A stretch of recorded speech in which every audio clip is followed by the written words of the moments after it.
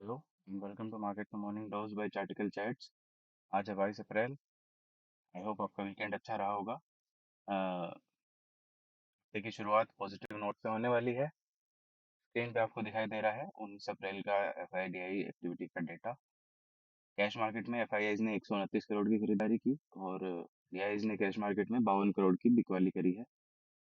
Index futures 658 crore के totally खरीदे गए हैं, जिसमें से 944 करोड़ की निफ्टी, 225 की बिकवाली है बैंक निफ्टी में, और निफ्टी फाइनेंस और निफ्टी मिड कैप फ्लैटिश हैं।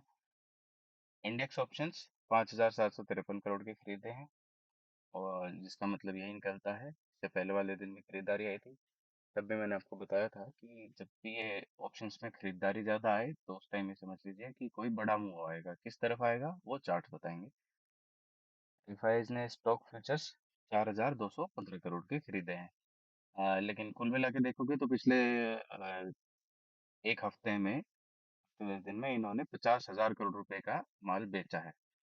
इंडेक्स फ्यूचर्स, स्टॉक फ्यूचर्स और कैश मार्केट का मिला के 50,000 करोड़ से ज्यादा की बिकवाली है।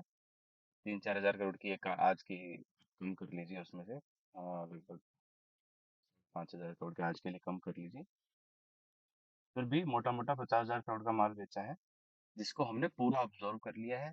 इसे कोई नेगेटिव भी मान सकता है कि रिटेल इन्वेस्टर्स अंधाधुंध खरीदे जा रहे हैं, या ये भी मान सकते हैं कि हमारी अपनी स्ट्रेंथ इतनी हो गई है कि इनके ज्यादा बड़ा माल बेचने से हमें कोई खास फर्क पड़ता नहीं है। मार्केट सारा ही 3-4% टूटा है अपने टॉप से, मोस्टली रिकवर भी हो गया है उसमें से आधे के करीब। और आज गैप अप हो सकता है 150 पॉइंट के आसपास, और भी ज्यादा रिकवर हो जाएगा। ये आगे बढ़ते हैं चार्ट्स की तरफ।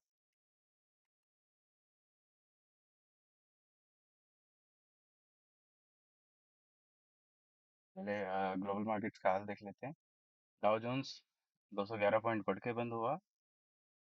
उसके अलावा नेस्डेक 319 पॉइंट की 2% की बड़ी गिरावट के साथ बंद हुआ था। S&P 500 लगभग 44 पॉइंट्स, 0.88% गिर के बंद हुआ था। और स्मॉल कैप 2000, ये 4 पॉइंट्स ऊपर, 0.25% ऊपर बंद हुआ है। ये था यूएस मार्केट्स का हाल। मिले जुला रहा है यूएस मार्केट। ब्रॉडर मार्केट में फ्लैटिशनेस है। मेनली जो गिरावट की वजह है वो है टेक स्टॉक्स, यानी कि टेक में भी जो बिग जायंट्स हैं जिनकी वेटेज S&P 500 और यूएस 100, जो US 30, जो ये डाउ जोन्स है, इसमें भी ज़्यादा ही है। एनवीडिया, टेस्ला, अमेजोन, फेसबुक, ये सब आप जानते हैं। इनमें बड़ी गिरावट हुई है। तो आईटी से इस हफ्ते के लिए हम सावधान रहेंगे। आईटी में और टेक स्टॉक्स में बड़ी बिकवाली हुई है यूएस में। FTSE 100 18 पॉइंट ऊपर के नॉर्मल ट्रेड करके बंद हुआ है, और यूरो स्टॉक्स 50 20 पॉइंट नीचे, ये भी नॉर्मल सा ट्रेड करके बंद हुआ है। इसमें डिस्कस करने लायक कोई खास चीज़ है नहीं। अभी मॉर्निंग में फ्यूचर्स कैसे ट्रेड कर रहे हैं हम ये देख लेते हैं। ये है आपके सामने आवरली चार्ट्स।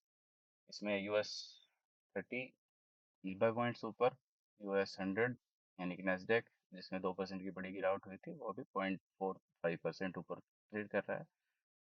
US 500 15 पॉइंट ऊपर, 0.3 समथिंग ऊपर ट्रेड कर रहा है। और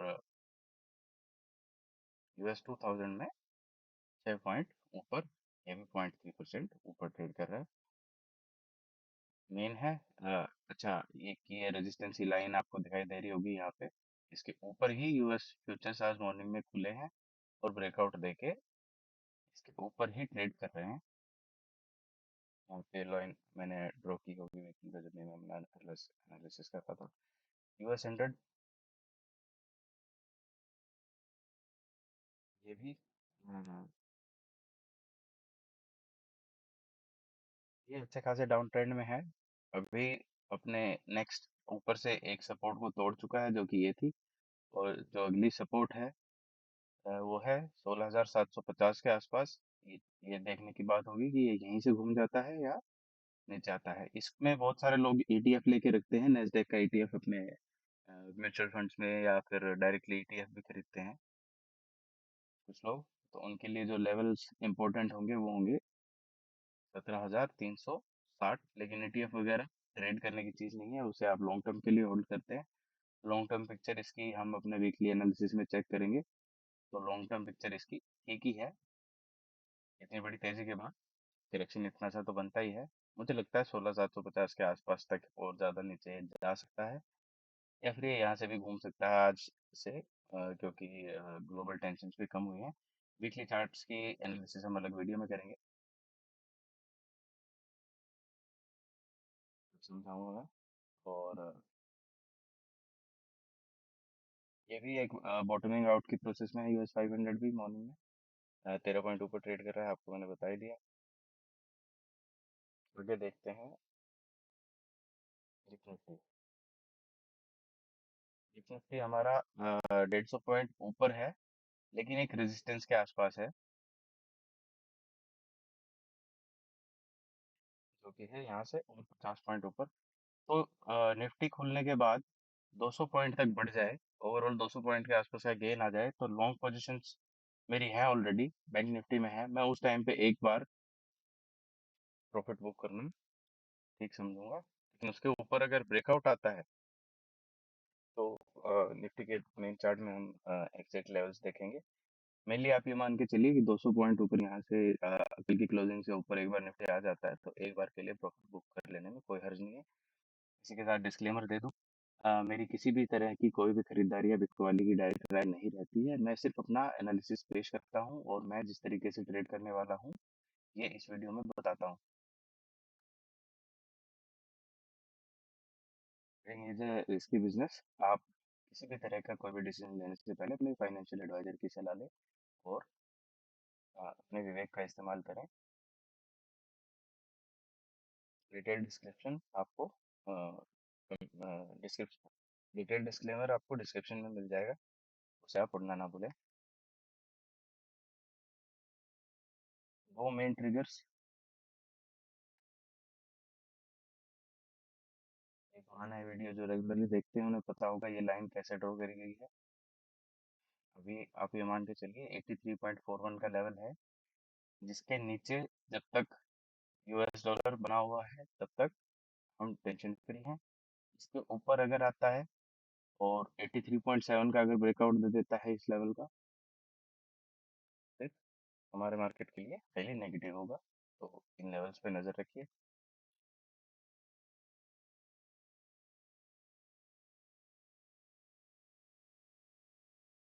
गोल्ड फ्लैट हुआ है, सिल्वर भी फ्लैटिश हुआ है, इक्विटीज के लिए एक अच्छी खबर है।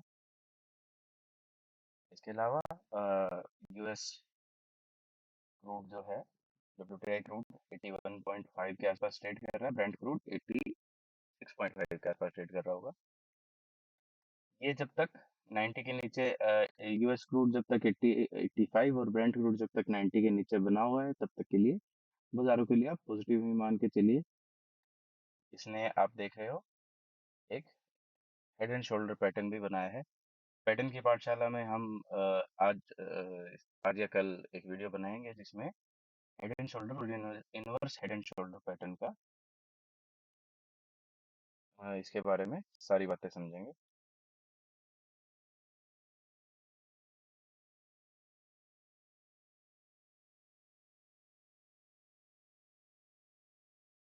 कॉइन वगैरह हम डिस्कस नहीं करते, लेकिन ओवरऑल मार्केट का मूड देखने के लिए इसको मैंने ऐड किया है अपनी लिस्ट में। तो ओवरऑल मार्केट का मूड आपको बुलिश दिखाई दे रहा होगा इन चार्ट्स पे। इसमें इन तीनों ही मेन क्रिप्टो करेंसीज में नीचे से अच्छी रिकवरी आई।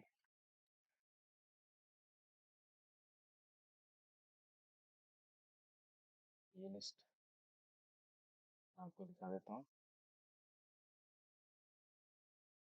लिस्ट है इसकी, जो इस वीक बुलिश रह सकते हैं।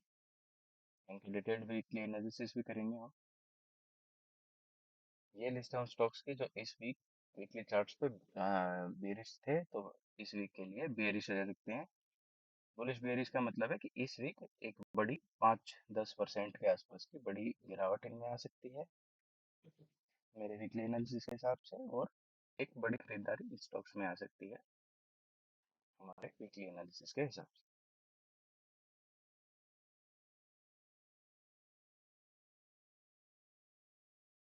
इसके लेवल्स के बारे में बात कर लेते हैं क्विकली।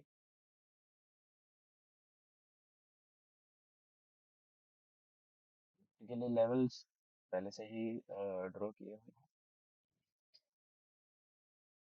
नेक्स्ट है 22,300 के आसपास जब भी आए, एक बार के लिए हमें 22,300 22,400 की रेंज में एक बार के लिए प्रॉफिट बुकिंग करनी है। मेन रेजिस्टेंस जो है वो है 22,500 का। तो 22,300 350 के आसपास एक बार प्रॉफिट बुकिंग कर लेने में कोई हर्ज नहीं है। फ्रेश तेजी हम करेंगे 22,500 के आसपास, 22,500 को पार कर लेने पे। उसके बाद 22,750 के लेवल्स के लिए बाइंग करेंगे। नीचे में भी बता दूं, नीचे में 22,000 के आसपास का भाई हमारा सपोर्ट है, 21,950 से 22,025 के बीच। जब भी मार्केट आता है तो ये सपोर्ट का काम करेगा। यहाँ एक शॉर्ट टर्म के लिए बाइंग पोजीशन बनाई जा सकती है आधे एक घंटे के लिए। एक pull back in support level से जरूर आता है। लेकिन जो मेजर अब सपोर्ट है वो है 21,750 का। ये सपोर्ट कई बार टेस्ट हो चुका है। इसको अगर तोड़ दे तो मेरा स्टॉप लॉस ट्रिगर हो जाएगा और मैं एग्जिट ले लूंगा। 200 पॉइंट ऊपर खुला है, अभी अभी मार्केट ओपन हुए हैं। 190 पॉइंट ऊपर खुल रहा है। ये अपने मेन रेजिस्टेंस जोन में ही खुल रहा है। फ्रेश खरीदारी अगर किसी को करनी है तो 22,500 के ऊपर ही रिकमेंडेड है, उसके नीचे नहीं।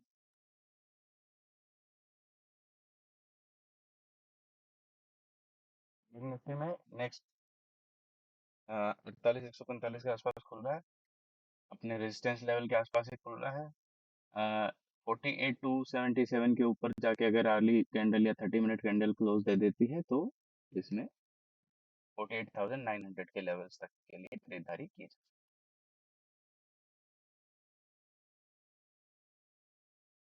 इसके अलावा इंडिया विक्स अपने रेजिस्टेंस लेवल से वापस घूम रहा है। ये एक अच्छा संकेत है। इसमें 14 के लेवल पर नजर रखिए। अगर 14 के ऊपर निकल के ये सस्टेन करने लगता है तो मार्केट्स के लिए नेगेटिव होगा।